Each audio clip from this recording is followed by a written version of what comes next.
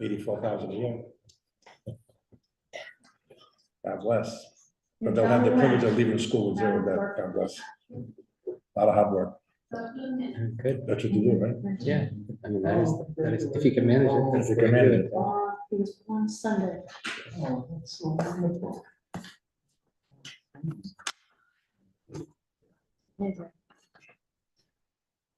I love the sign. It's unsettling looking up there and thinking, who's that? Oh, it's me. Is that what I look like?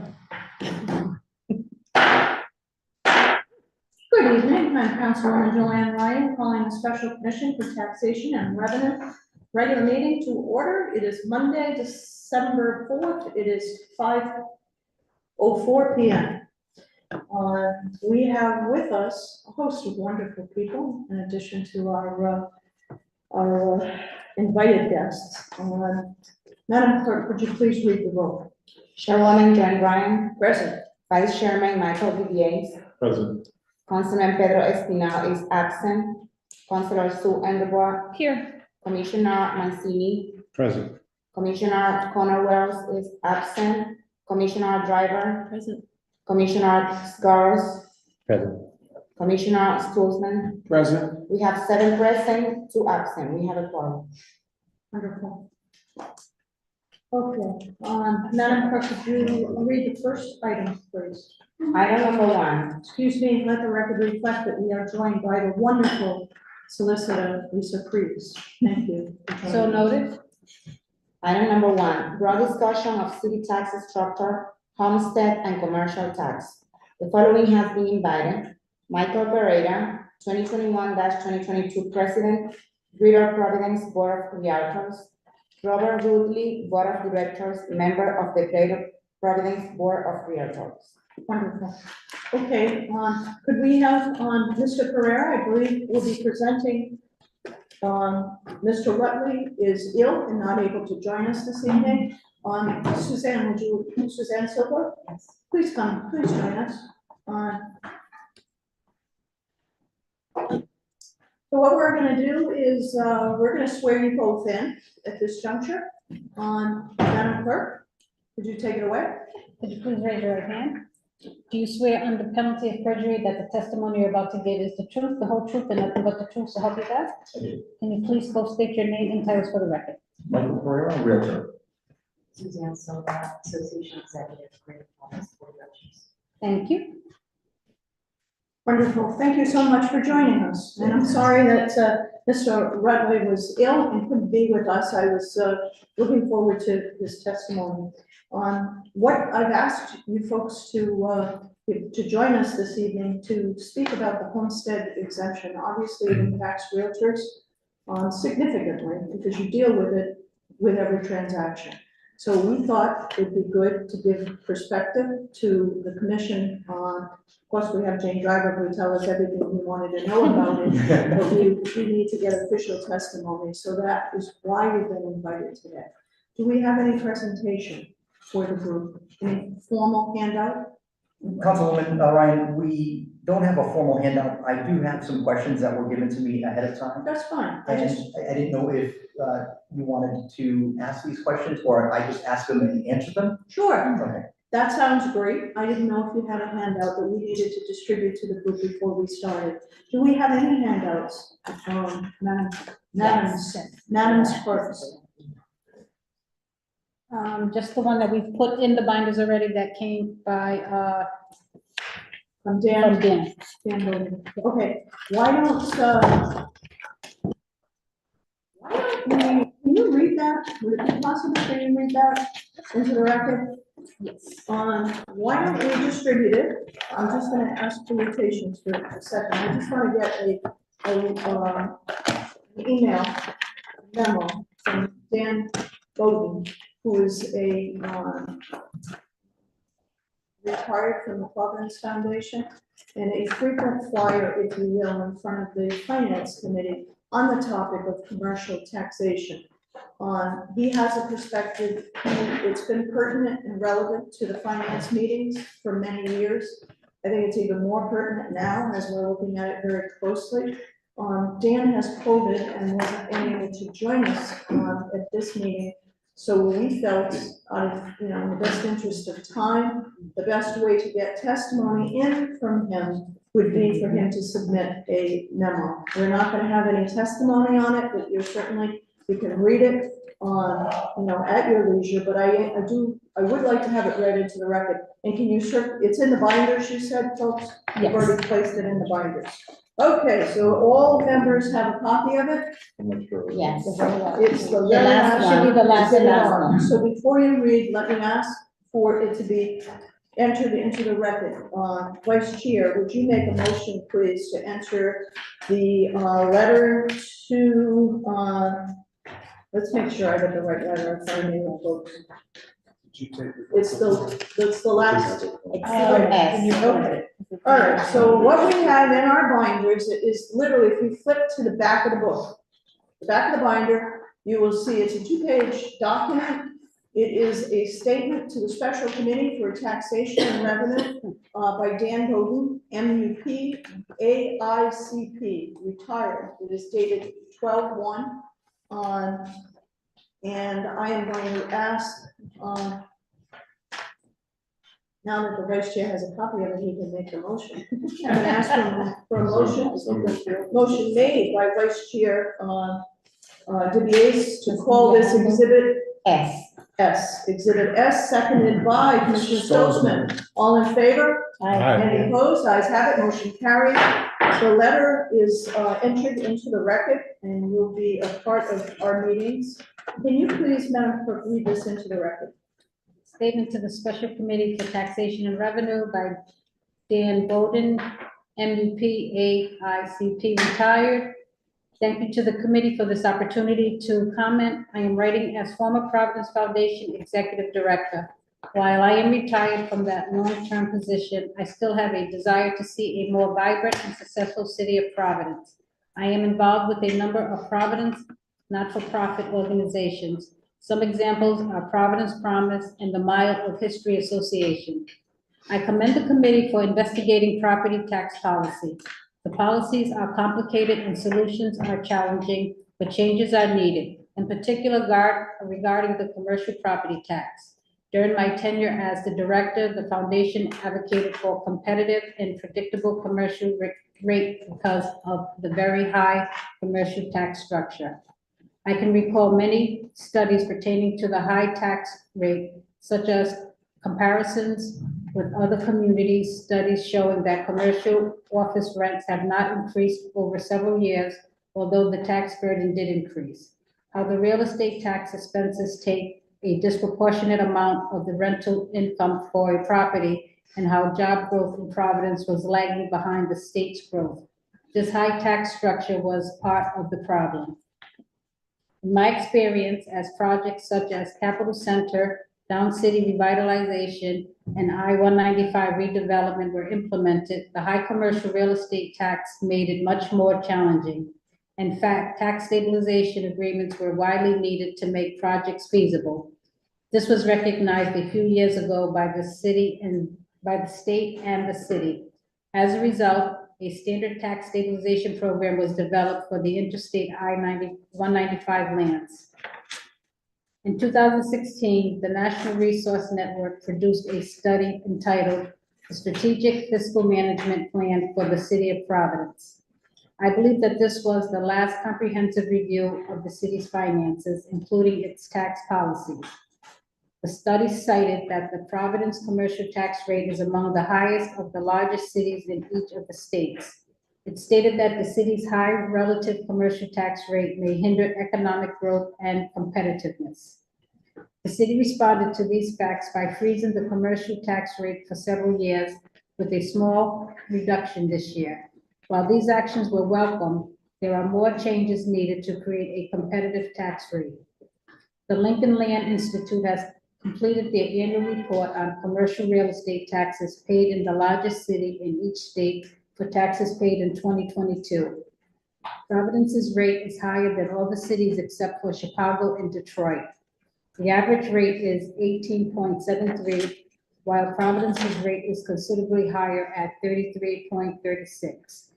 The rate in Boston is 17.80. Also, the Rhode Island Department of Revenue compared commercial tax rates for the 2022 tax roll.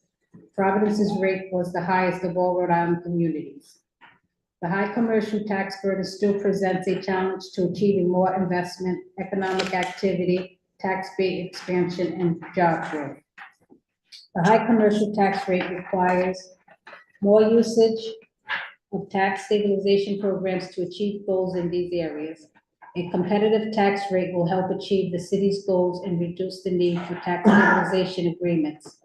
There are many issues that the special committee is analyzing in addition to commercial tax rate. There are no simple answers. A long-term plan is needed. I commend the council and the administration for undertaking this endeavor. Thank you very much. Okay, so we got that under, Solicitor Freeze, could I ask you to join us at the table? Sure. I'll move you. Thank you. Hello, let the record reflect it. We are joined this evening by Councilman Sanchez. So no. Oh, no worries. Okay. We don't have to reflect that. Okay. With that, folks, once again, thank you for joining us. We really appreciate you making yourself available to address this body on a very important topic. Over the past few weeks, many weeks, we've been looking at the tax and revenue structure in the city of Providence. This committee is charged with trying to come up with a recommendation. If we need state enabling legislation, we will do so. But we're trying to determine what makes the most sense at this point in time. So with that, I'd like to, I basically invited you to make a presentation. I didn't give you any charge other than to tell us, educate us in the manner in which the homestead exemption for Providence impacts you as realtors. Absolutely. Thank you again, Councilwoman Ryan. So just to give you a quick introduction, again, Mike Pereira, Greater Providence Board, past president, current vice president of the Rhode Island Association of Realtors, and a director at large for the National Association of Realtors. I've been practicing real estate in the state of Rhode Island for 20 years this month. I'm just going to rattle the questions and answer them. I think these would give you a better perspective from our angle with regards to homestead exemption and the, its marketing in cities and towns that do have it still. So, what challenges does it present to a realtor and or their clients? I think, and I thought long and hard about this over the weekend, and I apologize for not having a presentation, but I was actually away in St. Louis when I was asked to do this. The only challenge I would see would result in the end user and their realtor helping them when anybody who lists a property in Providence for sale does not promote the fact that it has a homestead exemption. So that would be the only challenge there, and it could result in lost income from somebody selling their house because it may look less desirable with the public not knowing that those houses qualify for homestead exemption. And last I checked, it was 43% as far as an exemption, which is significant and very beneficial and attractive to the city of Providence. So education from perhaps a listing agent, and then the buyer's realtor understanding that the city of Providence offers a homestead exemption, that would greatly help a buyer in the long run when looking for homes. That may actually even convince them to purchase in Providence versus some of the surrounding cities and towns that do not offer the homestead exemption. And the second question was, how does it impact the sale of a home? Well, from a realtor's perspective, the only way it would significantly impact the sale of a home is if it's not promoted whatsoever. Two homes may actually be equal in price on the market, but not equally affordable to the same buyer, because one property may have higher taxes. It could be in a neighboring city or town, or could have a higher tax base in that particular area of Providence, making the perception of both properties unattainable, when one with the homestead exemption would now make that property a viable option for a potential buyer, and again, attracting more people to the city of Providence. So the homestead exemption does impact the sale of property significantly when it's in terms of competition between Providence and the immediate surrounding areas. So again, it goes back to education and people being aware that Providence actually offers a homestead exemption. The third one, which was pretty interesting, is it confusing? Is explaining the homestead exemption confusing to a consumer? Sure. It's just like explaining anything to a consumer. Some people understand it immediately. Some people need to be, need their hands held or even mapped out on a piece of paper in order for them to understand it. So it goes back on the level of education that the realtor professional has with regards to what the definition of a homestead exemption is, how it works, where do you go to apply for it, how much money am I going to save?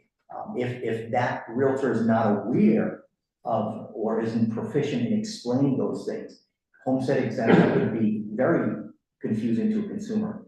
I think that it's most detrimental post-sale, post-closing, where I think the realtor professional should follow up with the consumer to let them know that, again, as a gentle reminder, you do qualify for a homestead exemption in the city of Providence. So it's very important. Does the homestead exemption, excuse me, create a disadvantage when marketing the property? No, it doesn't. It creates a significant advantage, again, if the indicating markers are there. On the Rhode Island Multiple Listing Service, there are 3 ways now in which you can reflect that the property has a homestead exemption. There were just 2 previously. There's a 3rd now. 2 of them are available to the public once the property is listed and the public looks at popular websites such as Zillow and Realtor.com, and the other is in private remarks under showing instructions, and that is to let the consumer know that there's a homestead exemption. So getting the word out to the realtor professionals, and letting them know that they can put verbiage in there that says taxes reflect homestead. Okay, that's where the confusion can happen, right? They can put what the actual base tax is under taxes, and then put taxes reflect homestead in the showing instructions, public remarks, or the inclusion and exclusion section. Both public remarks and inclusion and exclusion are visible to the public. The confusion may be if it's not explained to them properly after. What the best practice would be is to put the taxes reflecting homestead in the actual tax section on the multiple listing. So that discount is already there because consumers don't have time to read listing remarks and scores of adjectives that us realtors put describing the houses. They're more apt to see that exemption listed directly in the taxes, and then as the realtor who uses the homestead exemption on the multiple listing in the actual tax bracket, be proactive to explain in 3 different sections so it's not misinterpreted that the taxes reflect homestead.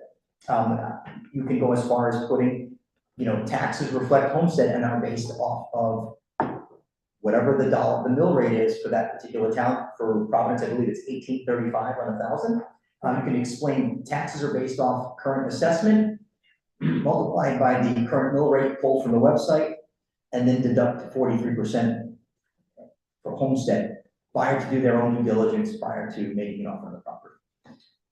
Chief Mancini, Madam Commissioner Chair, Mancini. if I may, Mr. Ferrer, is that information now currently allowed or unallowed by the Board of Realtors? It is allowed. I actually use it on every single listing I have, regardless if there's a homestead exemption, because it's all about disclaimer, disclaimer, disclaimer, and protecting yourself from liability. And if I may, by your own knowledge, do the bulk of your colleagues and fellow realtors, do they do the same thing? Do they list that to advise the public of that attribute? Based off of my current knowledge, no. I will say this in defense to them, the inclusion exclusion section, which I use, is relatively new to the Realtor Association. I do think that, people see it, and some people do emulate what I put in there. In some cases, they actually may have verbiage that makes more sense, and then I in turn would switch over to what they use. And then one last question. Please. Are you prohibited from advertising it as a marketing device? Can you put that in the body of the ad, or must it be in the specification? we can put it in the ad that the taxes reflect homestead. Commissioner, Vice Chair DeVito. Thank you for coming. So in the listing section where it says taxes, are those reflecting the non-homestead rate or homestead rate typically? Great question. Generally, it reflects the non-homestead.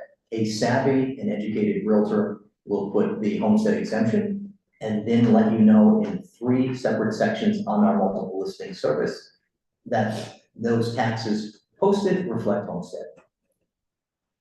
Please continue. But if the homestead is an important tool, wouldn't it be, why wouldn't you use it? Why wouldn't realtors typically? Why would they use the higher tax that doesn't usually apply to a residential? I would imagine it would come down to education. So, And if I may, Madam Please Chair, continue. to Commissioner Vice Chair DeVito's point, probably because not every buyer is going to be owner occupied, and therefore truth in advertising, you have to tell them what the real rate is, but you made the point that a savvy realtor, someone who can better portray what the tax savings could be, I think you have to give a cautionary statement. Is that correct? That is correct, yes. so, okay. Mr. Commissioner Sagars first, and then we'll go to Commissioner Jordan.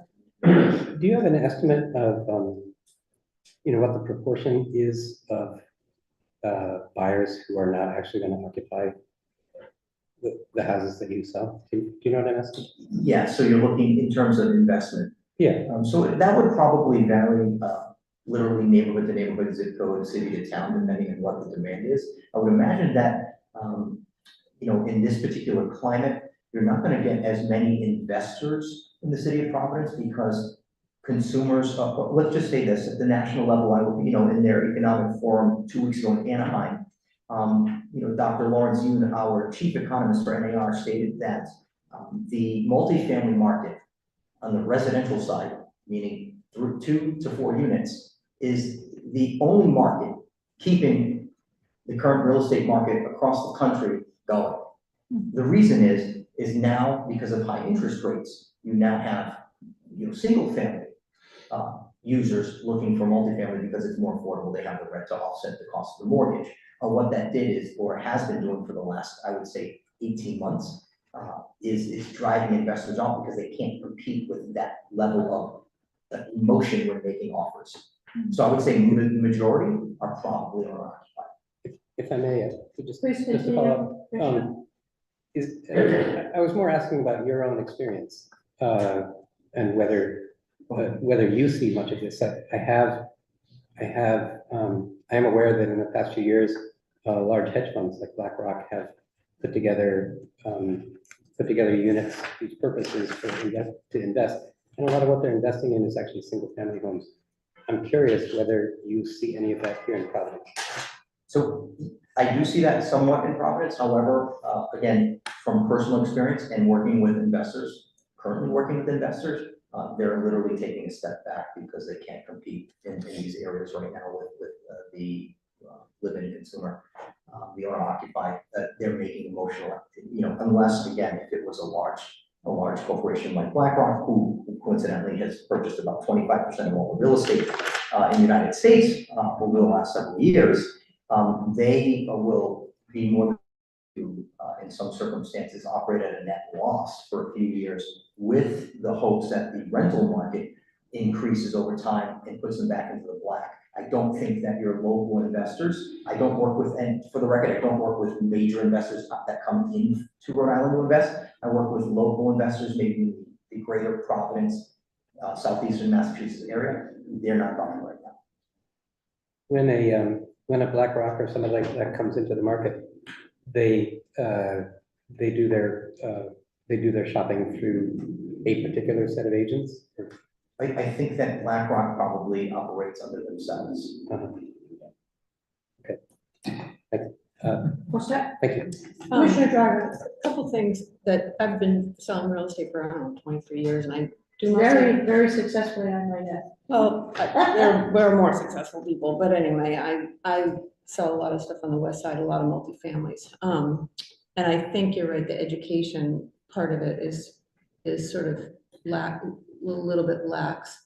And people just don't realize what the math involved. And also even sellers, when they fill out sellers disclosures, there's a whole section on what their taxes are, what the tax rate is, what their taxes are, and if there's an exemption. And a lot of times that's blank.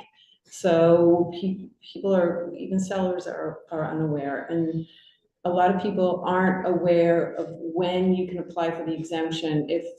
I'm selling a 3-family now and it's not owner occupied, so the seller is paying almost double what the taxes are gonna be.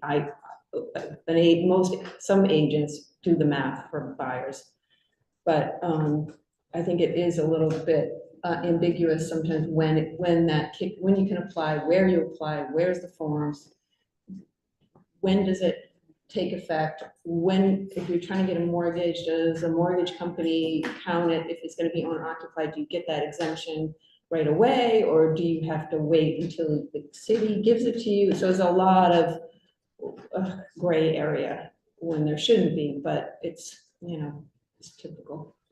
So I guess that's the big issue here. And I just wanted to get testimony in from your perspective.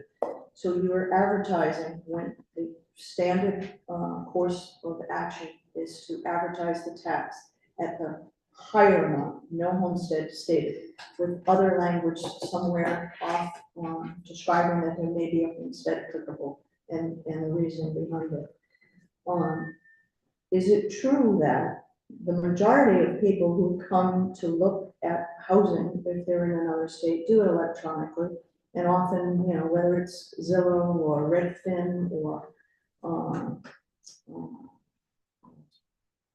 Realtor.com, which I go on all the time, that just lists the non-homestead tax.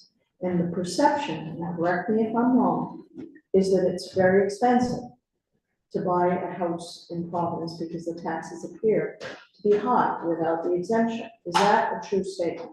It's partially true. So all of those companies actually pull from the IDX, which is the International Data Exchange or Internet Data Exchange. They subscribe to our IDX. They pay a fee for that, a monthly fee. And what happens is all the data that you see on those websites, if the listing was pulled from our IDX, will reflect everything that we inputted as realtors on the back end. So if I put the homestead exemption in the taxes, that is actually going to reflect on Realtor.com or Zillow. But on Realtor.com and Zillow, I don't mean to be taking over the conversation here for my commission members, but it's not clear whether it's got a homestead or doesn't have a homestead. When you look at it, you see the taxes. Commissioner Nancy. Thank you, Madam Chair. Mr. Pereira, question. When you skillfully and with great savvy educate the public in 3 places, is it on every listing or only the ones that currently carry the homestead exemption? It would be on every listing. So if I explain in the inclusion exclusion section that I pulled the taxes based off of what the real mill rate reflected on the actual city website, that's what I'm putting it as, and the buyer to do their due diligence. And I also put information that's being reliable but not guaranteed. So truth in advertising. You show it in almost every case as, here's what it is without exemption. Yes. And if you qualify, because there are many buyers who, when they sell as owner occupied, they may sell to a non-owner occupied, that it could be misleading to them that that's a benefit if it wasn't stated. Thank you for that answer. There's also, and I see that you're asking a question, Thank you, Madam sorry, Chair. just to follow up, thank you for following up on that. And I'm gonna let Councilwoman Anaglar in shortly, but there's also a timing, and Commissioner Driver brought it up. You're selling a house, it's listed as not having a homestead, but you can apply or whatever. Based on the time, there's a cutoff for when you can apply. So there's, a dilemma in the interim as to what the taxes are going to be. And will the consumer bear the burden of the higher rate without a homestead for a period of time? Or does the council have to take action, which is what we've done in the past? Not all the time, because people aren't always aware of it, and it goes to your comment earlier about the need for following up and education. Commissioner Vanderwaal. Oh, thank Take it you. away. I just had a consumer behavior question, maybe for Commissioner Driver or for you, sir. So when folks are deciding to buy a house, are you finding a number of your clients choosing between, oh, I thought I wanted to live in the Summit neighborhood of Providence, but I'm actually gonna move to Pawtucket because of this homestead exempt? Are you seeing people actually make that kind of decision? I can just personal experience when I bought my house, it was this is the neighborhood I wanna live in. This is where I wanna be. Let's see if I can afford anything here and what's available. It wasn't shopping around, and I don't remember my realtor, who was amazing, explaining anything about any of this. So do you find people making a decision Are they based in that way? deselecting Providence? Yeah, are you because of- deselecting Providence for that reason, or do you find people saying, I wanna live in this neighborhood, show me all the houses in this, is anyone using that? So let's go to you because you've been charged with. Yeah, Okay. yeah, sorry, Jim. Sorry. And then we'll ask Of Commissioner. course, Commissioner Driver is very, very smart and, I'm gonna answer that, but could I get back to her statement earlier? Sure you can. Okay, great. So, they're not excluding Providence. I don't normally get anybody saying I don't want, they either wanna be in a specific area, Yeah. and that's it. So what happens with let's just say I sit down and do a buyer consultation. They outline where they wanna live, what areas, obviously, how many bedrooms, all that fun stuff. Yeah. As time goes on, especially in this market that we've seen over the last 3 years, they start to expand their search. Okay. They may have said they didn't want to be in Providence, and now all of a sudden are looking at houses in Providence because, bless you, it's become a much more viable option, especially with the homestead exception. Again, if you took two properties that were equal in price, but taxes were on one, that's a significant savings over the course of 30 years, bless you. So I don't see anybody say take Providence off. It's more or less put Providence off. Or in, that, they may not want to have even thought of living in Providence, and then they, It might have it in. Providence, Pawtucket, and Central Falls. Okay. I see more folks adding them in as time goes on.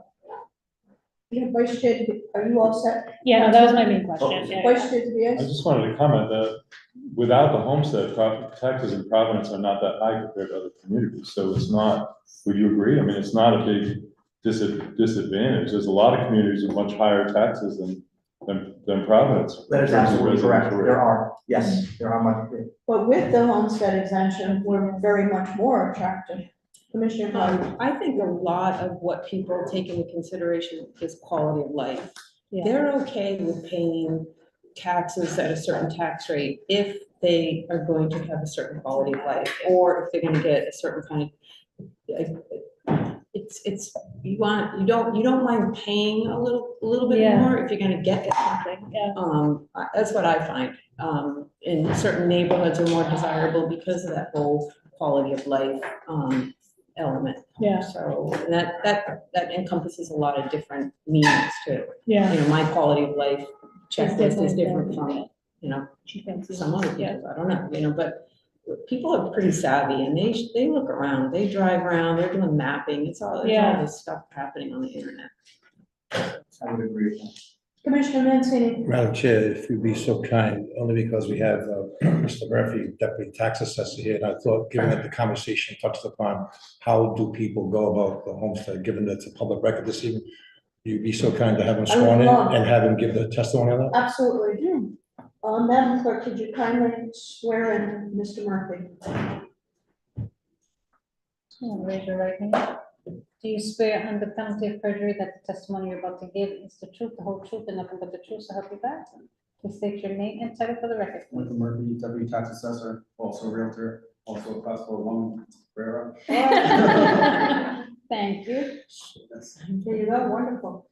So, Commissioner Mancini, do you want to rephrase the question? So, Mr. Assessor, would you be kind enough to tell what are the rules of engagement when a homestead is about to be applied for in a mid-transaction or completed transaction that starts after the beginning of the city's fiscal year or after the traditional deadline to apply for the Out of time, Correct. in effect. Let's just start back to the process again. So the spread represents a client, they go to the closing, they are welcome to come that day if they've already updated their driver's license or some form of state ID with the current property address on there. Or they can simply do it online. 99% of the homeowners do it online. It's a very simple process. It can be done in about 5 minutes. And again, we have very few paper applications, it's usually just from the elderly, who might not understand the technology. I'm sorry, Commissioner. So, Mr. Murphy, can you explain, is it prorated or is there an apportionment based upon the time that it elapses during any function of the calendar year or fiscal year? No, well, essentially due by March 15th, even if they order by, say, September 15th, they have 2 months to apply. If they apply right away, then we will actively do it as of that date. If it's later, if they don't get their license figured out, we will prorate it to the date of the sale as soon as they have the proper documentation. Thank you. Thank you, Madam Chair. Satisfied? I am. Okay, any other questions? For these folks? Anybody? Mr. Commissioner Salzman, you've been awfully quiet. Oh. I used up all my questions in prior hearings. Is this a freeze? If I may. Please, you may. Really kind of a vague question within so many programs throughout the years in the city of Providence where it would have been great to have data like the National Association has to inform housing programs. Is that something that is available to municipalities at a discount or no charge if they were to seek such information? If you were looking if you're looking to seek the information that's given at our economic forums, I'm more than happy to share it with you. It's available to me online as an NAR member. You know, I can easily share those slides with you. And you know, I'm one man who goes to these conventions and sits down at these in a sea of 1 million people in the state of Rhode Island. So, and I don't have a platform to share this amazing information with consumers. So if you feel as if you could help your constituents in Providence with the information that's given to me every 6 months, I'm more than happy. I just need to know who I would have to send it to. Okay.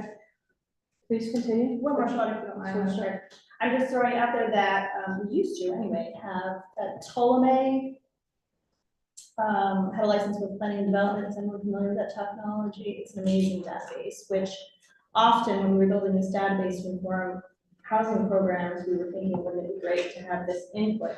And that's the connection I think would be really important. Tell me more about Ptolemy. I'm quite familiar with Ptolemy was it was initially rolled out as a planning and development tool where there's just layers upon layers of information. It was supposed to be sort of that one-stop shop for municipalities to get all data in one place on a particular piece of property, all data. So any, criminal instances would be there, the taxes would be there, the canvassing would be there, water foreclosures, water, sewer shutoffs, et cetera. And this database was a proprietary technology, grassroots kind of company where they used Providence as a model initially.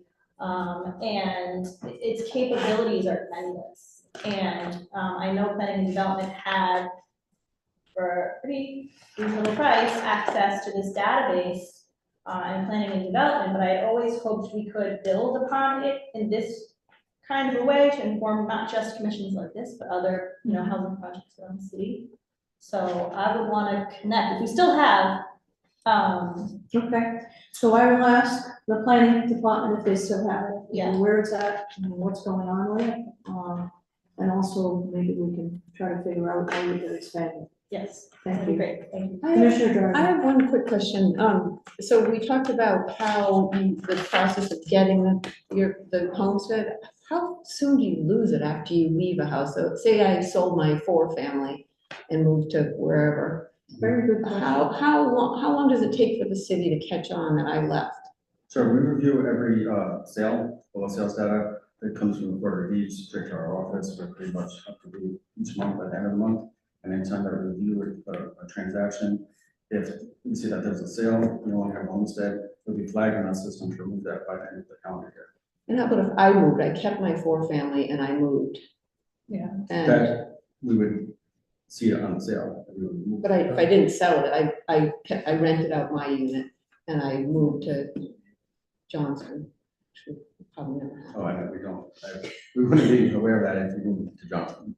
So, and I never said, hey, city, I'm not living, I still have mail from one of my tenants, my mail. And I moved to Johnston We asked the taxpayers of the city to recertify every few years, and it's just really a matter of keeping track. So for 3 years, my house might still get the homestead and I didn't live there anymore. Is that what you're saying? Let's not say that too loud. Yeah. Oh, that might be. Well, to the- Commissioner- if I may, Commissioner if I Nixon. may, Madam Chair, to Commissioner Driver's question and to the assessor's knowledge. Many things can be looked at during the course of a tax year that would develop information that would be contrary to what's out record. And if that came to light, I know the finance department, the assessor's office would act upon that. But at a minimum, the taxpayer has a moral responsibility to know that they're no longer entitled to that. It does carry penalties. We should say that for the record. By the way, Can you tax- claw back? Is there a clawback? Did you find out? I'm not so sure on the clawback provision, but I do know that, penalty is that, if we can deny that, and then we would charge any associated, repayment with interest accrued. But I do know to the other side of that question, for those wondering, what happens when a person sells their property and they were receiving property, their homestead? Is there any catch-up for the rest of the year? And the answer, I think the assessor would agree, is that the tax base was based on the property value of record as of December 31. And while the tax base was formed and the levy was approved on that knowledge based on that time frame. So there's no real loss theoretically. There's a budgetary loss, if you will, but no actual loss because we were expecting it to be at the homestead rate. If it now changes with a quarter of the year left to go, there's no mid-year correction to catch up and now assess that against the new owner, because that'll come at the end of the cycle. If they bought it in May, the new owner will not be given that privilege. And then when December comes, that's the inclusion for the next year's tax roll. The owner of record as of December 31, if they are non-owner, will now show up as a non-owner property without the homestead. Vice Chair Williams. Mr. Murphy, there is a recertification process that you apply to homeowners, isn't that right? Yes, I was not part of the last one, it recently became of this, so I'm not sure what criteria that was based off of, but there's been a few in the past. Not every year, 9 years or so. not every year. It's not every so often. Well, I seem to have triggered one for myself, so that's. Well, you are a suspicious character. But it is. I'm trying to add- Councilwoman, Commissioner Driver. I think there's a lot of fraud. I only found out recently about neighbors of mine, the guy moved to California and he kept his homestead because I had to notify people about work. When you do that radius thing, and it's like, whoa, that has to be sent to his house on Oak Street. I would agree that it's difficult to track and you can't exactly, police that. I think that word gets out really fast. Yeah. So instead, you said you do it every 2 years, every 3 years, you do a recertification, maybe it's an annual thing. The last one was in 2019, I believe. Oh. It's a lot of money. Okay, I gotta- That was actually my Councilwoman question, like Whitmore, how okay. often the recertification happens, and is it like a regular process, or do you have to trigger? it Given the sometime? process that was engaged during pre-COVID, it was very extensive. And with due respect, there were some attributes of that process that both administration and council felt at that time were challenging to homeowners. Okay. In order to come in and certify, so we went to an online reporting system. We changed the data that was required from driver's license and some bill or insurance declaration that demonstrated you lived I there remember that. to a lesser, Madam Chair, you may recall that in an attempt to do that, but I believe, I'm not quite exactly sure on the number of properties that were done, maybe Mr. Murphy may recall that, but I want to put the compliance number by percentage was at least 85% compliance, maybe as high as 90. And while that still might leave 10 to 15% on the table, it was exhaustive. It began just as the calendar year was closing out. It meant to complete itself before the tax levy was certified and bills were sent out. And the challenge that came upon us was that it was mid-COVID. But nonetheless, we were able to complete it in a satisfactory manner to both administration and council. Will that process be re-engaged and can it be improved? the answer in both instances, yes. Yes, it will be. This has come up in my neighborhood, just to share, around places where someone buys it and then they start renting it as an Airbnb. So they get the like special use permit as owner occupied and then they turn it into commercial property. And the neighbors all know, like, this person doesn't actually live here, but like, what are you gonna do? Yeah, we only have a staff of 13. Yeah, I'm like, what are you gonna do? This is not a blame, it's like, but like, Okay, I got, Stoltz, Commissioner Stoltzman, you had any I questions? was just gonna suggest that one of the things this commission might recommend is that the administration revisit the recertification process. I would leave it to the professionals to come up with the best program, but perhaps the initial certification requires identification and proof of residency, and then there's merely an annual recertification by affidavit or only by signature of the taxpayer. But that would hold them, that would hold them to the penalty of fraud. But whatever the administration thought, but it seems to me there ought to be a means of more frequently testing or confirming the certification, whatever that best practice is. Okay, I got that down. Commissioner Segura has a question. Yeah, it's related. People can do things both electronically and and with paper. Yes, I mean, we're talking somewhere on the order of like 20,000. Is that, approximately, that sounds about right. yeah, so how many are actual paper? I mean, that's a lot of. Less than 1%. What people do come in, is that Not many, many, City Hall? not many, maybe a couple hundred total. So if it was electronic, if it was a, say, an annual recertification with lots of words about, check this box under penalty of fraud, big scary red flashing letters and arrows, that wouldn't be a tremendous burden on, an administrative burden on your office, because it would all be electronic out there. Not a tremendous burden, but I mean, there might be that, even, I'm not sure. Situations like that. You mean electronic, we can put together an electronic sort of affirmation of signature, that's not really the impediment, I don't think. It's getting the proof. Process. It's the proof of uploading a picture of someone's license and required residency documents that we found the most significant challenges were with senior population, people who did not have familiarity with technology or were not comfortable. And because much of this happened during COVID, the building was not open to the public.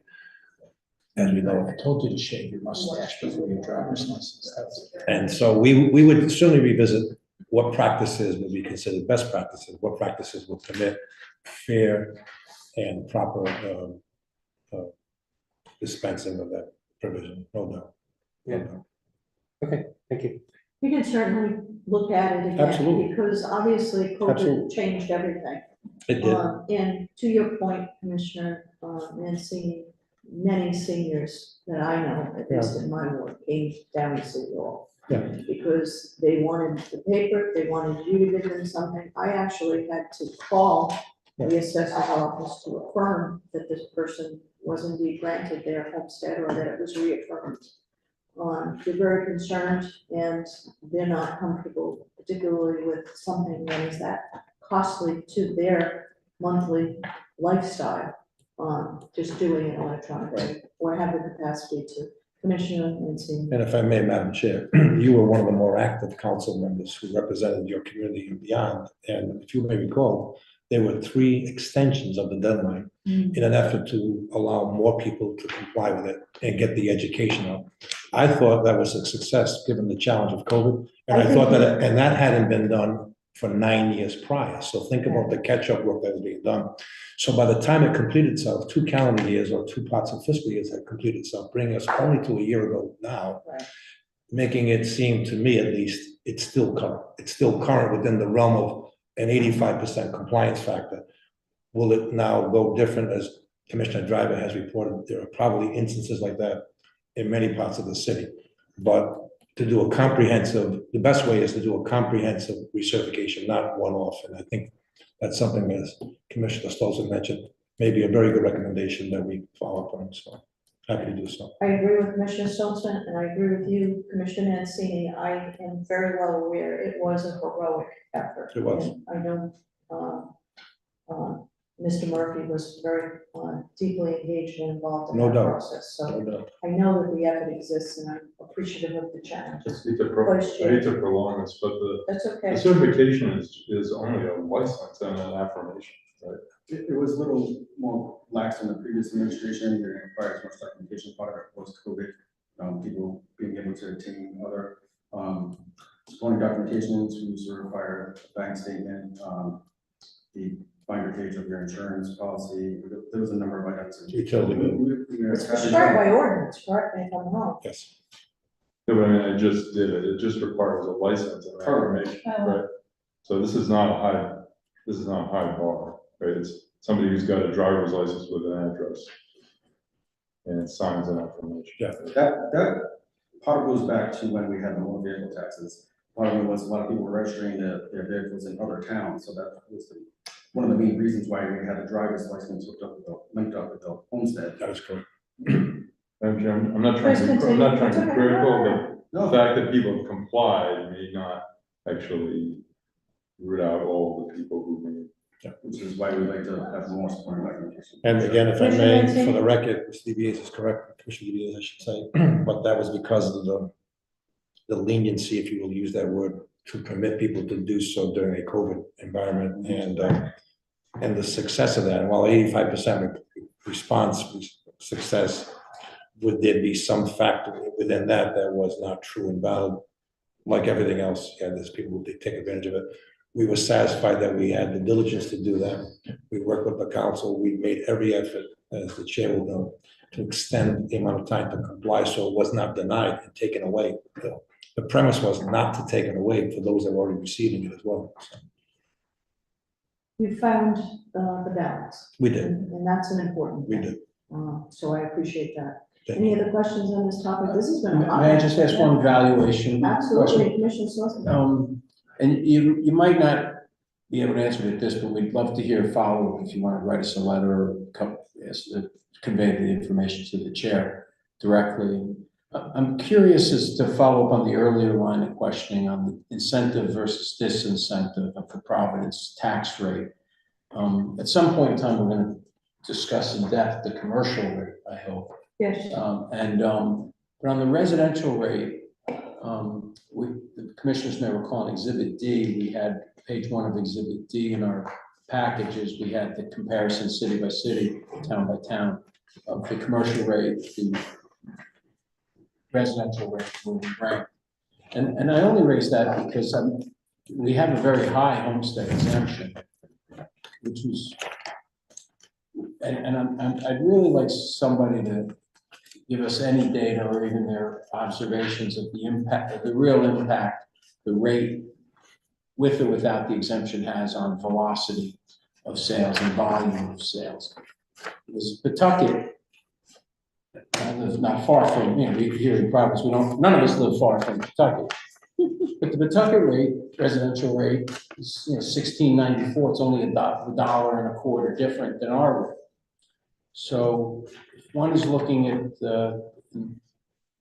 Councilwoman Anderbois' ward, Ward 3, or in the first ward in Fox Point, or in Oak Hill in Pawtucket, or the Slater Mill area in Pawtucket. I mean, what effect does the tax rate have on that either velocity or volume of sales in Providence?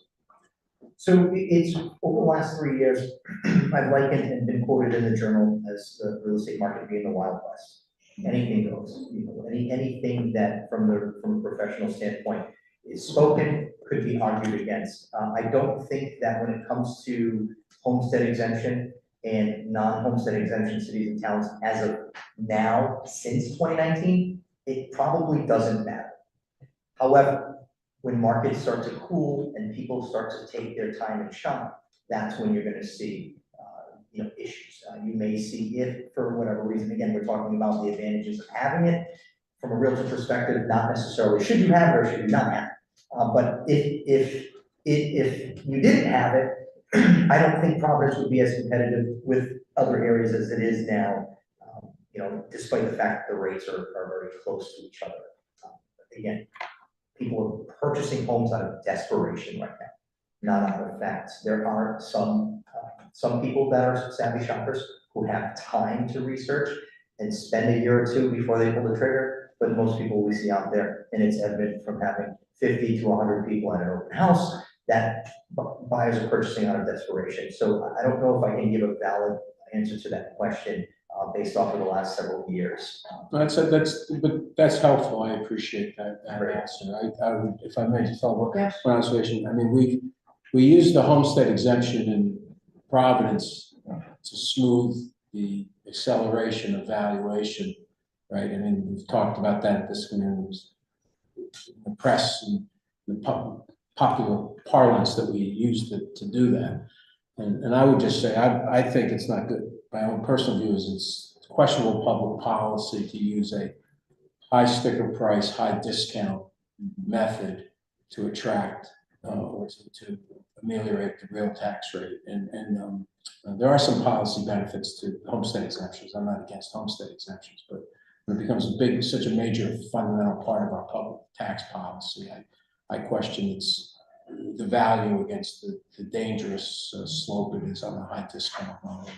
Right, the danger of it right now is that, it'll drive prices up, right? If it allows you to purchase, give you better purchasing power by you saving $200-300 a month in your taxes, the value of that property might go up a bit more.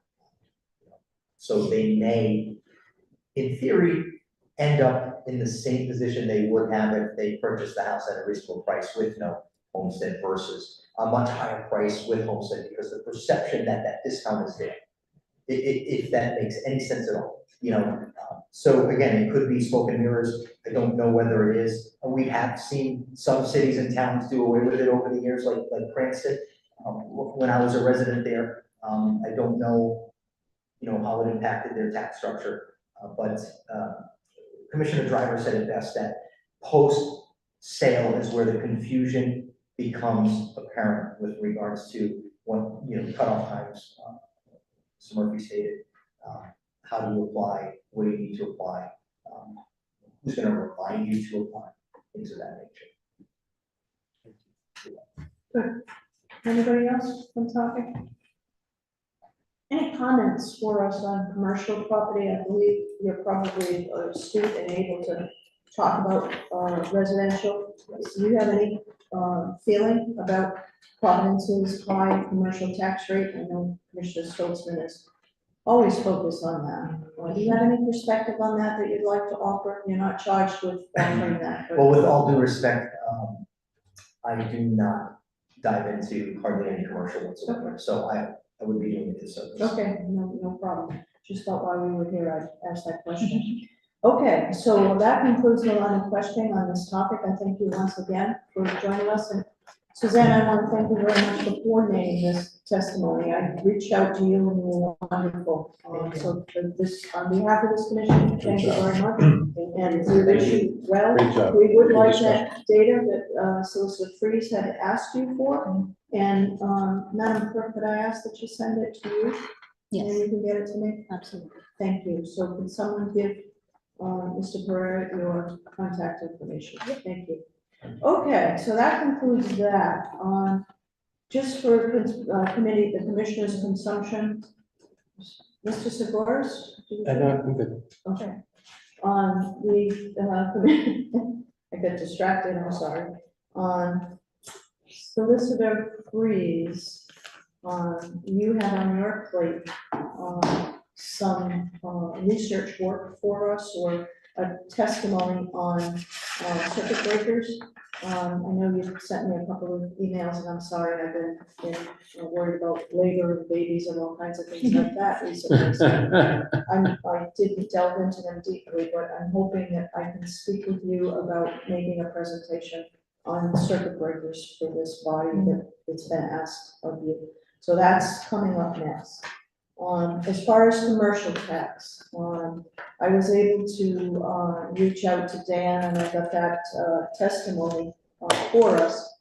but I'm looking for someone else, and I'm asking my commissioners, is there any, group person that could come in and speak to us about commercial taxes? I think it's an important discussion. I keep looking at our rate and it's just so high.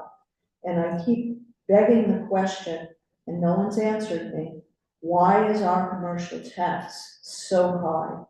And why have we been unable to pull it down all these years? I see some nodding, so Commissioner, Chief Mancini, do you have any thoughts on that topic? There are a number of them that I concur with, Mr. Bowden's letter to this, that was read into record this evening, very well done. I think Mr. Pereira and Ms. Silva have maybe a suggestion for the commission. We do. Yes. We would highly recommend Tom Sweeney from Sweeney Appraisal. Okay. In the current, oh, I'm sorry. No, go ahead. The current director of the Providence Foundation, Cliff Wood, could Oh, probably good. put us in touch with former Yeah. councilman Cliff Wood could Yeah. put us in touch with a variety of other tax. Richard Lappin has been active in the Providence Foundation's tax board, has thought extensively about this, and perhaps others, and I'd be happy to assist in contacting or working with you, Chair, as you saw fit.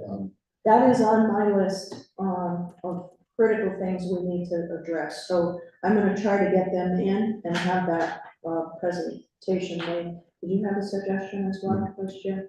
Okay. All right, Commissioner Suarez. I do. I guess I'd suggest that, I believe that the answer to what to do about commercial tax rate may not actually be found by, from people who pay the commercial tax rate, but would instead be more likely to be found among people who spend their time studying municipal tax structures and issues about how municipalities across the country fund their services. I mean, we know that simply having people come and tell us that the tax rate is high, it doesn't actually seem to be that useful, because like we know it. I'd be as interested or more to hear from people who have a broad view of how other cities and other states fund their services and the mix of taxes that go into that. And I think that, I mean, the tax rates in Providence are what they are because of the pressure on Providence to fund its services. And what is the source of that pressure and how it's different here than it is in other cities and other states, I think would be a valid thing to talk about. So I'd suggest people who have a broad experience, have done comparative tax studies with cities here and elsewhere. And I think that there'd be just as much insight available from people with that kind of perspective. Okay, thank you. Anybody else? All right, so we're coming close to the end of December.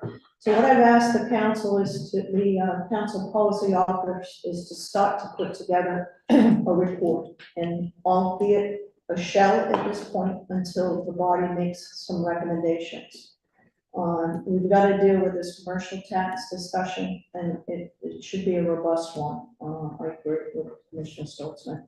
We need to do that. So at the next meeting, I'd like to talk about the commercial taxes. And it may be a long meeting, but I think we have to do it. I'm going to have Gina Costa, our auditor, as well as the finance team, the city administration, come in and make some presentations on models for tax policy. Just to get your consolidated input and, get us all on the same page. We've talked about, and you folks don't need to stay for this, I'm sorry, but you're certainly welcome. You are excused. I am so sorry.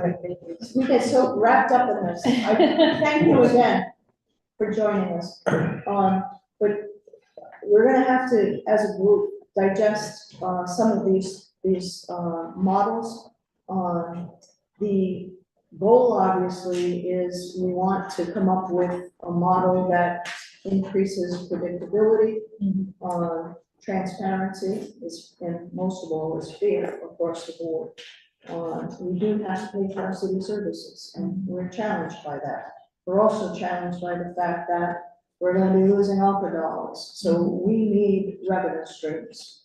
And we need our tax allocations. Thank you again.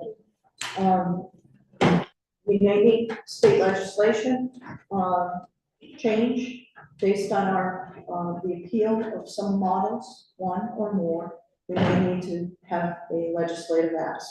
So I'm so glad that you're with us, Lisa, because we need more power and you're that power. So I've asked you to look at and put together a memo that I'd like you to present at the next meeting along with those models. So that will hopefully fill that out. We talked about adding consumption-based tax, if you remember. Long ago, that was in our initial charge to look at additional revenue streams.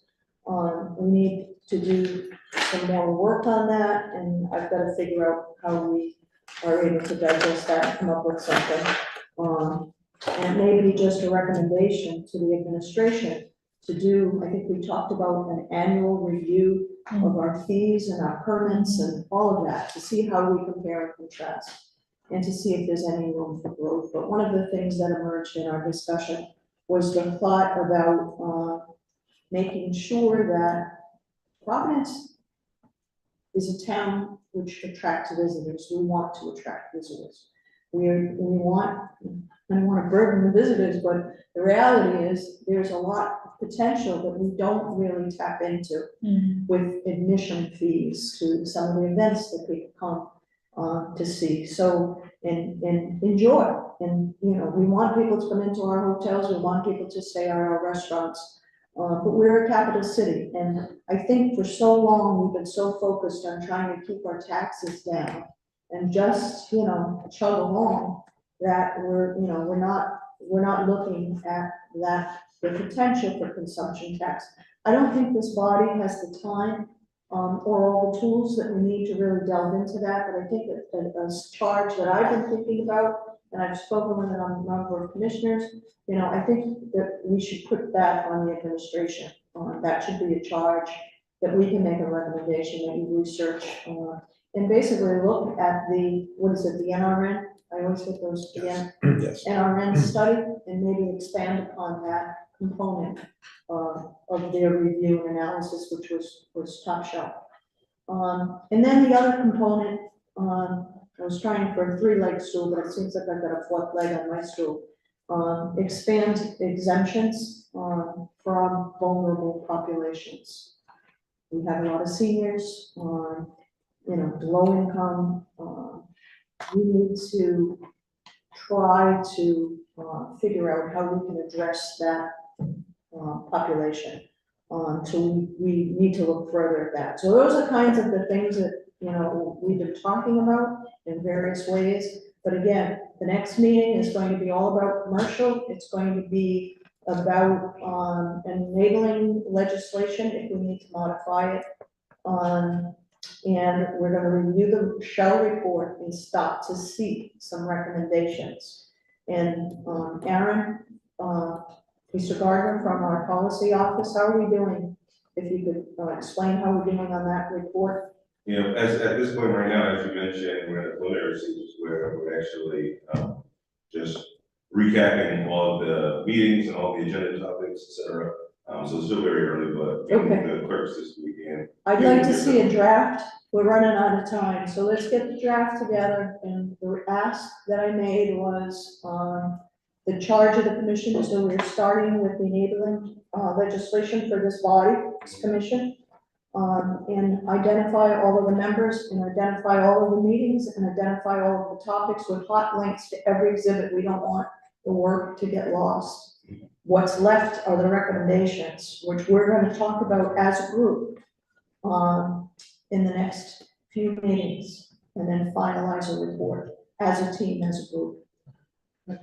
May I make one observation, Yes. Madam Chair? Commissioner Stiltson. I agree with Commissioner Sigoris that ideally we would do a deep dive into a real independent and longer time horizon study of best practices in a variety of jurisdictions, municipalities.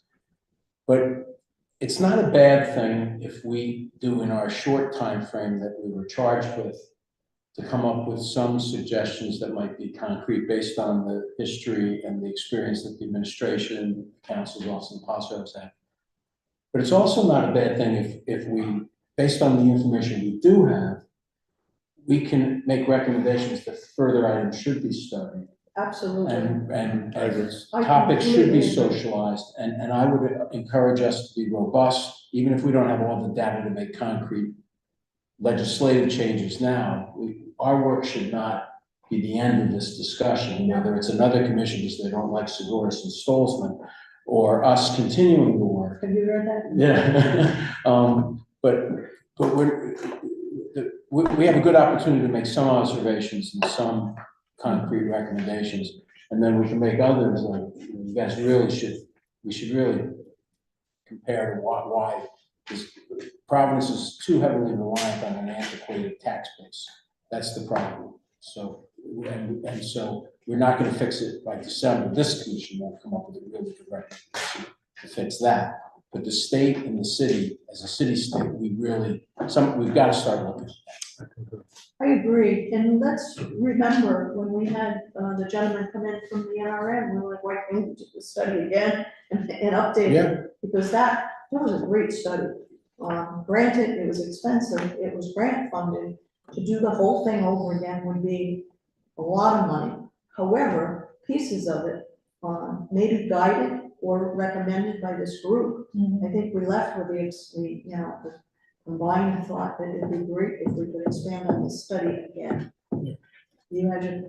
Madam Chair, I agree with Commissioner Stolzman and Commissioner Sigoris that there are some things that will not get completed by December. But the notion of them, that they should be done, clearly can make its way into recommendation that would then be followed up by the policy associates of the council and or administration, and maybe another appointment of a commission that follows up on this work. But I think to leave that off the discussion or out of the conversation would be a disservice to the city. I completely agree with you. And it's also my thought that the recommendations would also include an ongoing review through the seated finance. I agree. Yeah. I agree. There's regular meetings that they can continue certain topics. But also, as part of the budget process, I know what happens with the budget. It just hits us so fast. We don't have any time to look at it. I think that's why this commission was so welcome, that we could actually take the time to get a lot of this stuff into testimony. It is really, really hard to do, to keep on schedule when you're trying to pass a budget. So I do think a lot of our work will be recommendations for further analysis and study. As Commissioner Sigoris used, that's a great suggestion. You're absolutely right. We're not going to do that grinding here. We don't have the time to do that. Commissioner Driver.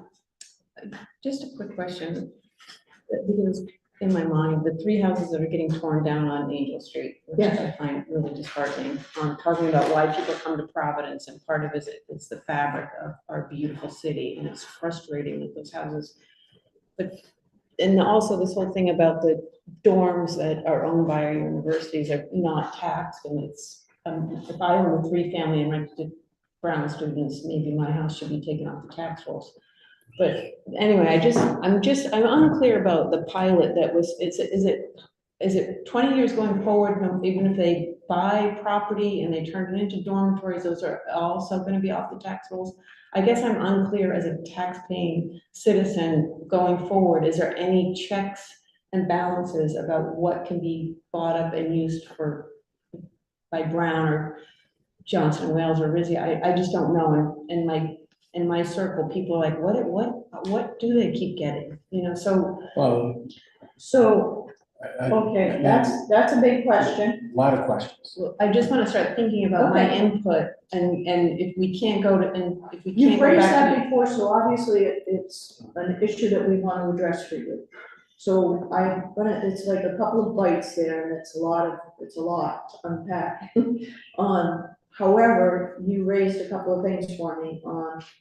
There are a lot of students that are living in multifamily properties, and is that a tax policy question? That has never been really fully evaluated. I mean, I know the work that I did legislatively, and, you know, I do think that that needs to be picked up again, in a different way, and I think it should be through the city planning commission, where universities have a 5-year master plan that needs to be reviewed, and housing is a really huge component of their master plan. So I think that will get at what you're talking about as to their housing. The city needs to know what they're doing, and is there, the pilot agreement that they signed? Yes, it's a long-term agreement. And even projects that they have in the works going forward, those are gonna be included. I think that's my. If they are academic or provide student services as part of their mission, if they rent an office building, or half of it, if they buy, for example, the building where Hemingway's restaurant is, and lease a floor of that to a law firm, they pay taxes on that. It's the core mission buildings. So if they build another dorm on Angel Street where those 3 houses stood, is that gonna be taken off the tax rolls? It likely would be if they built that, that's right, because providing undergraduate, providing student education and residential student opportunities is part of their core mission. And then the bigger debate is what would the community be like without the universities, Brown, RISD, Johnson? No, Providence is great because of those institutions. I don't disagree. It's just frustrating when they just keep marching forward and taking building after building off the tax rolls, and and there's no stopping. Solicitor Priest, can you weigh in here? Resisting all of it. Yeah, you are. But the one that I think I'll share is, I think that the state reimbursement for a capital city who's bearing the brunt of a lot of the educational and medical structure, right, should be increased. I agree. I think that's the answer to the question, because trying to fight the fact that they expand and or are entitled by charter, which predates our structure, right, to this exemption is a different uphill battle than trying to, I think, impress upon the state that because of this expansion, because of the benefit afforded here, its erosion to the tax base requires analysis. I am so glad you're with us at this table. So can I continue just a second, Commissioner Severis, let me just finish. Thank you very much for that. We asked you through the auditor, Commissioner Mancini, Chief Commissioner Mancini, to help us with an ask to the state for language. Right now, they're paying 27%. If I may, Can you, because we're talking. if I may, about- Madam Chair, if I could give at least the basics of it. So the legislation under the statute that currently exists can range from a low of 22% to a maximum of 27% reimbursement. It's based on the assessed value as of any December 31, certified by the city's tax assessor, by the certification date, locally certification related in June 15th, and then a submission to the Department of Revenue by August 1st. The values are based on values that we assess ordinarily. One of the reasons that over time, with higher values comes what would be expected to be higher reimbursement. But what has not kept up with the times is that the General Assembly makes an appropriation of only what they can put in there. I believe at last count it was slightly north of 40 million. Providence represents almost 75% of that. Our current reimbursement is 36.6 million, based on nearly 3 billion of property tax value at a commercial rate of 36.4 40 at the current time. We would normally receive in taxation at last check, 132 million to what is now 36 million. It's nearly just under $100 million that we do not get the benefit of. Can we ask for more? We need to ask for more. It would be an ask, but the law is written for the universe, so for every Whatever dollar, we get. that you would have to see, with due respect to the city of Providence, double that for the rest of the state. And correct me if I'm wrong, there has been years when we begged, pleaded, and We shouted, have, and we got more, And we but did. everybody got more. we did, but it So it's a big ask, the so. legislation had to be crafted in a way that benefited the entire, state, but So why can't we change that legislation? We're the capital city. Why can't that legislation, I think that's a poor, that's a Yeah, I don't think the systemic reps issue. from Exeter should have any vote. I agree with that. Why can't we change that legislation? it would take a considered effort of, Providence delegation and, others like-minded. It's not just Providence, Warwick, No, I get it's a big ask, Cranston. but I think we need It's to a- ask it. I think we need to surface it every It's a year. budgetary consideration. Yeah. Commissioner DVA's having had the opportunity to manage that on his realm, and the administration would Why can't we have tell you more? the same thing, I think. Commissioner Diaz, if you want to go on the record. I think it makes perfect sense for you to ask for more, but you're historically at a relatively high watermark on pilot funding, so I think you're fully funded at 27 in the last budget. Yes. So the idea that the General Assembly next year would increase that number, which has not changed in a long time, is probably a But stretch. with that said, Commissioner, if I may, Madam Chair, Please continue. even at the 27% max, which has been in place for the past 6 years, I can recall years when it got dropped to 22%, and we took a hit. Thankfully, we haven't seen that in 6 years. But even at that, here's where I'm going with this.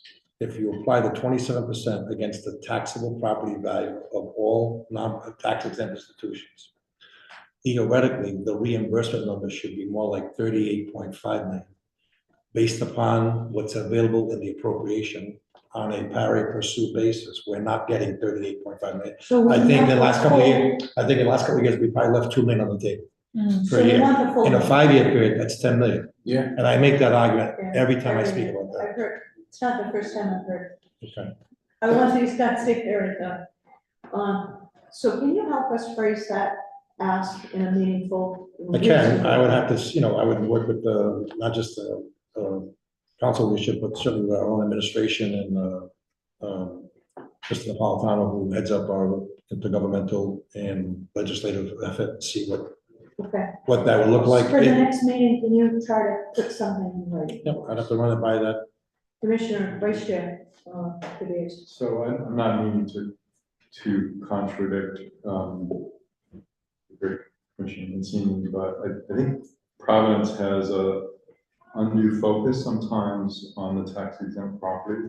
If you look at the tax base of Providence, the residential portion of a municipality's tax base is where the value is, and Providence's values are not that high comparatively, and so Pawtucket does not have this tax exempt problem, and they have issues with their tax base. Woonsocket does. Providence doesn't have it to that extent, but they have, that the issue is that the residential values on a per citizen basis are low. I think Providence is the 4th lowest, so there is, the tax exempt property's been here for a long time.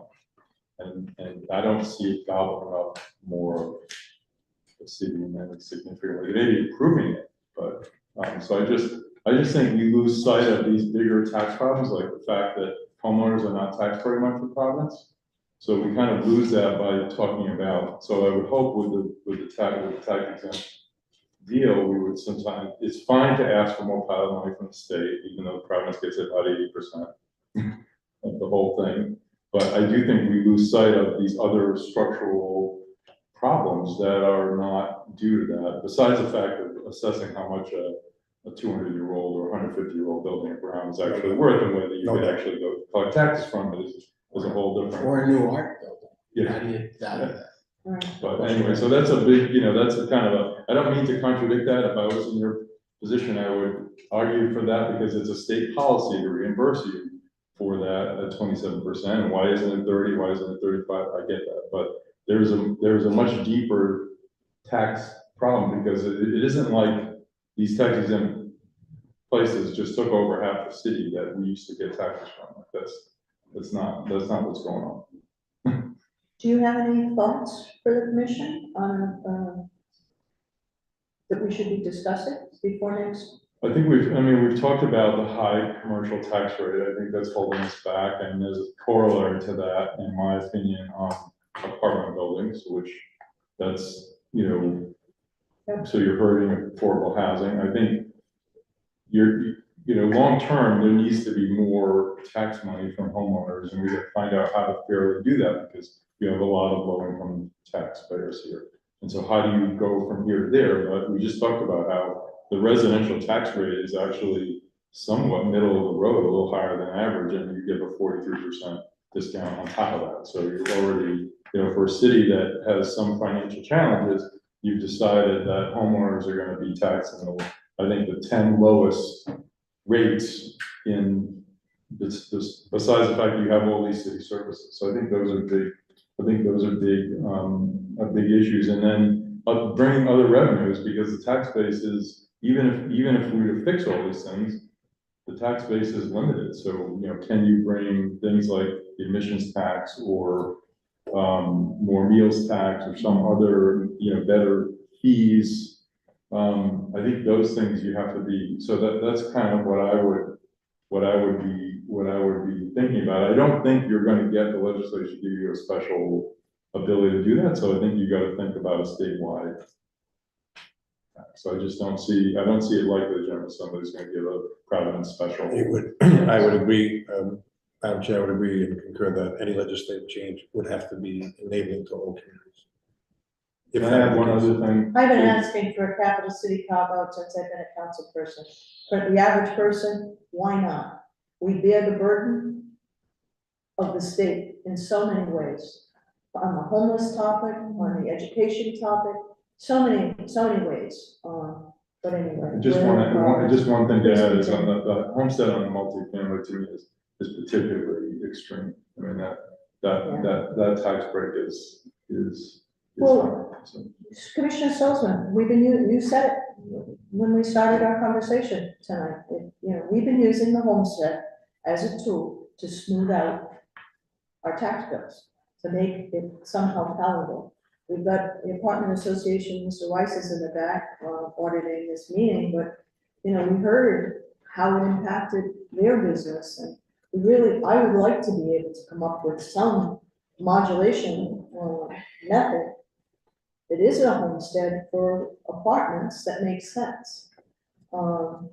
We've got a lot of them, and, I think there was some testimony here. I've been in banking and residential lending for over 40 years. Taxes are a big piece of qualification, and people buy multifamily properties to help them afford their home. That's a common standard, component. So there's a lot of two families, there's a lot of three families that are unoccupied. Or people will buy the two family next to them. They live in a single family, but they've got a two family next to them that they use for income. I think we need to look at that. I think West Warwick had a model that I was very intrigued by. I know that Gina's running numbers on that with the administration checking the math, and that is a classification scheme wherein they don't have a homestead exemption. They basically have owner-occupied, non-owner-occupied, and then maybe you have, apartment units, small apartments from 6 to up to 10 or 12 or whatever the magic number might be at a different rate. Or maybe it's a modified, tiered rate, if you will. Maybe that's a decent model. I suspect that's gonna bring the single family owner-occupied price up, though. So the challenge is we need to get to the revenue amount. How do we back into it in a way that is fair for everyone? And the reason that I like the West Warwick model, the classification system, bifurcation, if you will, you've got a non-occupied rate and an owner-occupied rate, you know, it seems to be a fair, predictable model. And again, I kind of want to see the math on it, but that's one thing that we need to look at. We've in the past, the council body has pushed a tiered homestead rate, but that gets back into really supercharging. As Commissioner Stolzman's thought here about using it as a smoothing tool. So, you know, that's one component, and I've had source of hands, I don't know who's first, but you. Oh, by the way, Go ahead, outreach, I don't know if I was first, I couldn't see you. go ahead. Thank you, Councilwoman Anderson. Thank you. Minor point, but when we talk about the commercial rate, I would love if I think Commissioner Driver and I have both brought this up a few times, the vacant commercial properties that are currently paying like very, almost no taxes. And if we could also include, service parking lots in that, that's also a really low tax rate and takes up a lot of space. Low, That could be- low assessment, you mean? That's Low vacant- assessment, Low yeah, assessment, thank you. vacant parking lots. Vacant parking Under, lots. might be low under assessment. assessed, yeah. Yeah. It's a good issue. Those are really good, thank you for reminding us. Commissioners, Mr. Boris.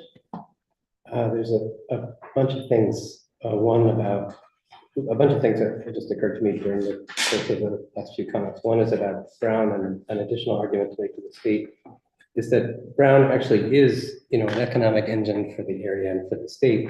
The problem is that the taxes that take advantage of that economic activity are all state taxes, right? The sales tax and the income tax. Brown is totally a huge source of sales and income taxes, but those are not the taxes that are shared with us. So I agree with Mike that the actual impact on the overall city budget is smaller than it sounds like, but it's sort of tied up with this issue of fairness that I think makes it all feel worse. And I think that issues of fairness are very much worth addressing because they get to the core of like questions about the legitimacy of government that I think are worth us all paying attention to. So I'm not belittling it, I'm not saying that, but I do think that that's a big part of it, that the taxes collected, the taxes that Brown generates are just not city taxes. The other thing I suggest is you made a reference to Providence being like fourth from the bottom of the list of value, assessed value. I think what you're referring to is a list that's a ranking of like assessed value per kid in the school or something like that, or assessed value per It's what we citizen. did per citizen. Per citizen. And it's a little bit dated, but it's in our reports. I mean, you know, to give you an idea, like there's communities in Rhode Island that are 4 and 5 times Right. as rich Right, and as Providence. the point I was going to make about that though is that I did some research in that once, and a similar list made in 1950 was exactly the opposite, right? The countryside is where the Hicks lived, and you know, like at the top of the list in 1950 for property per student in the school was actually Central Falls, because that's where the rich people lived. But you know, it's I think sort of a big mistake for us to ignore what I think is probably the largest demographic shift in our nation's history over the 50 post-war years as people left the cities. And a lot of that leaving was facilitated by the state government. And it was, that had a huge depressive impact on prices and values of the urban property, and a huge increase, a huge pressure up on the suburban and rural property. And that made it much easier for those communities to balance their budgets. I only bring that up not to bore you with history, but also to say that to a large extent, Providence's predicament is a result of state policy. That movement out of the city was to a large part facilitated by the state that built many roads, the state that subsidized rural schools. These are things that are matters of state policy. And the state never really took any kind of responsibility for that kind, for facilitating that movement. And I think that that's an additional argument to make, that there's a tremendous responsibility that state policymakers have for that. And sadly, I could go on for quite a Well quite a said. long time. One other point which I'd love to make, which references things that you guys were, I didn't totally mean that we should look at these other issues at some later date. I meant more specifically that if we're going to hear about the Providence commercial rate, just having people complain that it's high is to some extent less useful than having people who can propose alternatives. And that's what I was suggesting, that finding some source of testimony, even just next week or the week after, finding some source of testimony about comparative issues. And, I want to say thinking outside the state instead of, I think that would be a useful thing, and I would be happy to help find some. Tom, Commissioner Segura, I will call you if we can find someone in a short period of time. I do think that, the folks that were raised have a good depth of knowledge on topic and will be able to provide more testimony than just, let's see, Priscilla waving at me. I think that they'll be able to provide a broader presentation, but I will call you if you're gonna find somebody. Solicitor Priest. Yes, sorry, Chairwoman, I know you're looking to wrap up, but on that point, I mean, I don't have commercial tax experience, but from a layman's perspective, looking at the budget, there's just a glaring difference between what we bring in residential and this gaping hole of what we don't bring in commercial. And I feel as though, to your point, we would do well to learn how to bring in more commercial business that's not necessarily tied to the tax rate and commercial business itself. And one of the ideas that I think I raised, but I don't know if it was just to you, Councilman Ryan, Chair. It's okay. Ryan, We know is you're talking. monetizing the port. I've heard of several experts, but I Thank you for reminding me. no idea where those are in my brain. So I wonder if we could get somebody to talk about monetizing the port. And we have ports in New England that we could look to. Yeah. Potentially talk about generating revenue there in the commercial sphere. We did speak to me about that, and kind of forgotten it along the way. I've got a bunch of things that I've been trying to follow up on, and that one got backed up on the baby business. But anyway, Chief Tax Mansell, babies. Chief Mansell, what are your thoughts on that? Well, with respect to monetizing the port, Madam Chair, Madam Solicitor, city is already well under its way to having given permission, having granted authority to extend leases at the port, has approved a revenue sharing agreement, not a tax stabilization, a revenue sharing agreement that increases the city's revenue share by 2% of that audited net income, plus creating two 1% funds that will benefit the communities associated in and around the port. And any day now, there will be a closing on a bond issue that will provide $7 million to the PRA to be administered for acquisition and remediation of environmentally distressed properties, which was the request of the outgoing council and the incoming council and the administration. And is expected to be utilized for areas around M1, M2 area, Port of Providence, located in wards 9 and 10. A lot of work has gone into that. Multiple changes have occurred. And along with that, Rockport, with their arrangement with Waterson Terminal Services, Waterson has now joined in a joint venture with a significantly large marine operator, one of the largest port operators in the United States. They manage over 198 ports, a company known as SSA Marine, which will be helping them to develop it further as a deep water port. I believe in that regard, attracting new development to the city, including job creation. And including the fact Those are that, all good things. including that Proudport has considered to do a wind wind turbine and other trading centers. So there's a lot involved. It has gone longer than we had anticipated, but with some changes and making sure that the proper OS was issued and whatnot, but we are closing in very shortly, I believe, within 1 week, on December 12th. However, we'll close and fund that provision, so. So you've made great headway. To the credit of the council and the administration, yes. So vastly improved the agreement. By the way, with the solicitor's office playing a major role in negotiating that.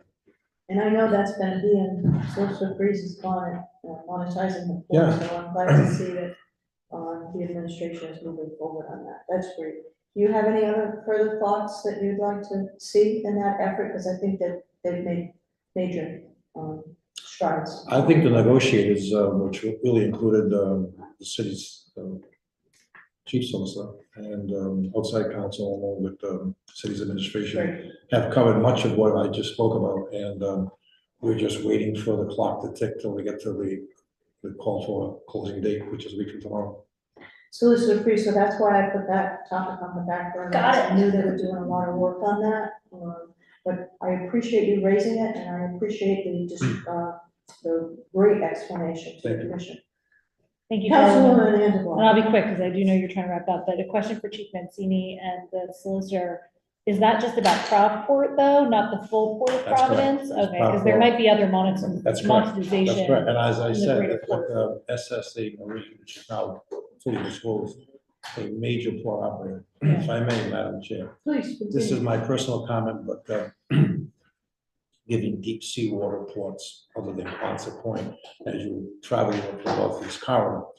New York is a stalemate to do business in with labor issues. Boston is not so longer a deep sea port, given all the construction of residential condominiums that have occurred. And the channels. In general, Providence becomes a very viable option for offloading cargo or whatever, it may be, given our access to land, air, rail, and sea. It's incredibly important. It is a major development, I think, and it probably will still be a new economic development source for the city, including job creation. Sorely needed, thank you. Everybody good? Yeah. Let's call it a wrap. Without any further business to discuss, may I have a motion? Vice Chair Didier makes that motion, second by Commissioner Stolzmann, all in favor, aye, and opposed, ayes have it, motion carried. And our next meeting is Monday, the 11th? Next meeting is Monday. Is everybody good this year? Hopefully, Aaron, I need that report. I'm running out of time.